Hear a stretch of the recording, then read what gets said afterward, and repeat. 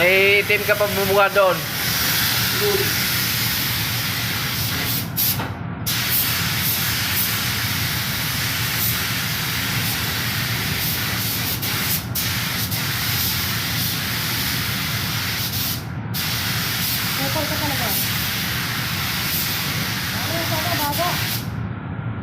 Ha?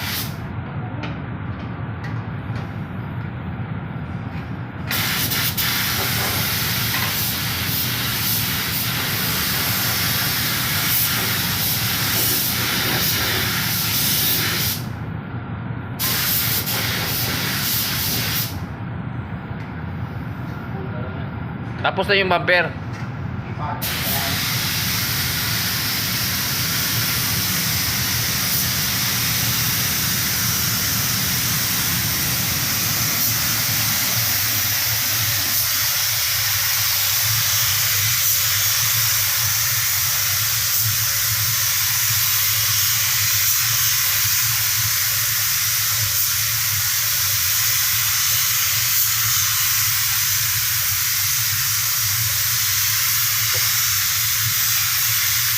Hina sumipsip yung ano niya, no?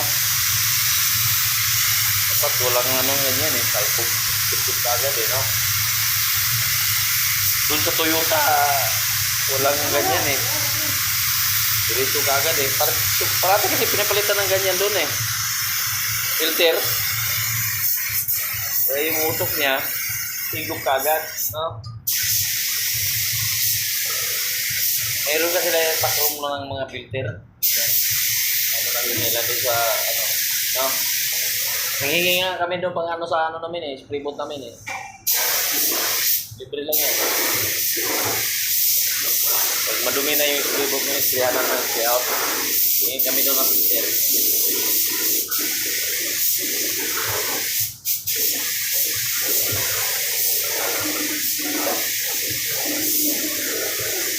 Ano yan, isang manop lang yan?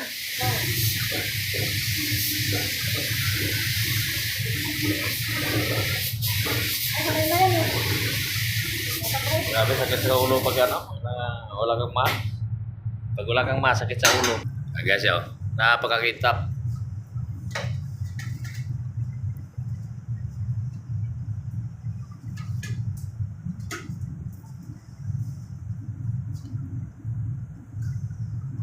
Napakakitap.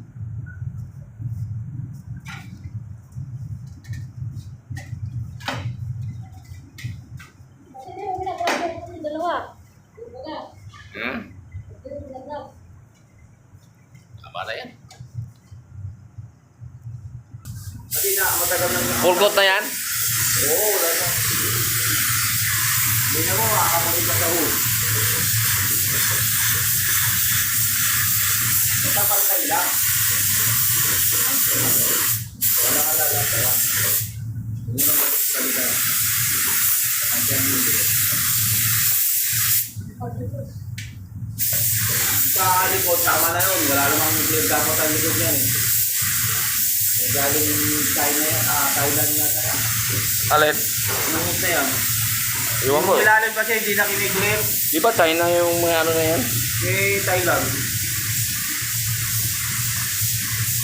Yan lahat yan, sahod na lang yan sa ibabaw. Sa likod, wag na. Di na i-clear yung ano? Eh yung ang kinukulit nila na ano, di ba yung sabi din, pwede ilalim ng... pinakita ko yung wood na ito. Wala namang clear, puro ang ginga lang ng kulay. May pa-clear nila eh. Ayun mo, walang yaka yun. Kailan-kailan yun, tignan nyo nga yung harap, ang pangit-pangit. Yung may gas ka na ano? Mitsubishi? Oh. Yung loob, pinagkulayan pa yung loob. Wala namang kulay na yung original. Walang kulay. Pag kung gaano ilapit yung ano, lumalapit yung gano'n sa ano, kailangan pantay. Pagka nalapit ka kasi ano, baka gumalaw yung metallic. Basta matintin lang yung clear mo, okay lang yun. Pangalawang mano na pala yun, no? 2.5 pala yan, mano. 1 min 2 pole. Oo nga, 2.5. Depende kung paano nyo i-check yung paano nyo na. Babaan, dyan, baba mo. Yung gilid. Sa gilid. Wala na. Ito ginagawa ko sa kabila. Sa kabila, okay na yan. Taas ng hood. Ayos.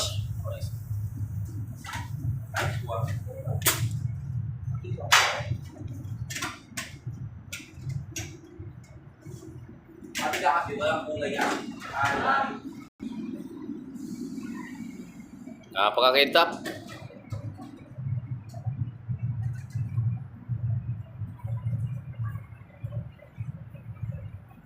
Kintap talaga.